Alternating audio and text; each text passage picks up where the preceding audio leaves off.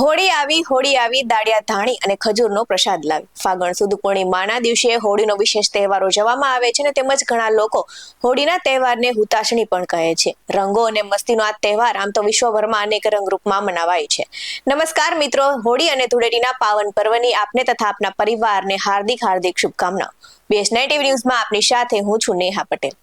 હોળી એટલે રંગોનો તહેવાર. આ તહેવારને અધર્મ પર ધર્મના વિજયની યાદના ભાગરૂપે સંધ્યા કાળે હોળી પ્રગટાવવામાં આવે છે અને લોકો હોળીની પૂજા કરે છે તથા આખું વર્ષ તેમના તથા પરિવારજનોનું સ્વાસ્થ્ય સારું રહે એવી પ્રાર્થના કરે છે. અને આ પૂજા પૂરી થયા બાદ દાળિયા ધાણી અને ખજૂરનો પ્રસાદ ખાવામાં આવે છે.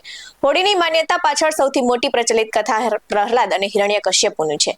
કહેવામાં આવે છે કે એક સમયે શક્તિશાળી રાક્ષસ રાજા હિરણ્યકશ્યપુ હતા અને તેઓ પોતાને ઈશ્વર માનતા હતા, ઈચ્છતા હતા કે લોકો તેમની પૂજા કરે, પરંતુ તેમના દીકરા પ્રહલાદે જ તેમને ભગવાન માનવાની ના પાડી દીધી હતી અને તેઓ ભગવાન વિષ્ણુની પૂજા કરવા લાગ્યા અને ઘણી વખત સમજાવ્યા બાદ પણ પ્રહલાદ તે સમજ્યા નહીં અને હિરણ્યકશ્યપને પ્રહલાદને મારી નાખવાની યુક્તિ વિચારી. તેમણે પોતાના બહેન હોલિકાને કહ્યું કે તેઓ પ્રહલાદને ખોળામાં બેસાડીને આગમાં પ્રવેશ કરી લે, કેમ કે હોલિકાને વરદાન પ્રાપ્ત હતું કે તેમને આગ સળગાવી શકશે નહીં. અને કહેવામાં આવે છે કે પ્રહલાદને તેમની અસીમ ભક્તિનું ફળ મળ્યું અને હોલિકાને પોતાની કુટિલતાની કિંમત ચૂકવવી પડી. તેનો મતલબ એ છે કે આગમાં હોલિકા સળગી ગયા અને પ્રહલાદ બચી ગયા. વધુ એક પૌરાણિક કથા માન્યતા અનુસાર એવું પણ કહેવામાં આવે છે કે હોળીના તહેવારનો સંબંધ રાધા અને કૃષ્ણની પ્રેમ કથા સાથે પણ છે.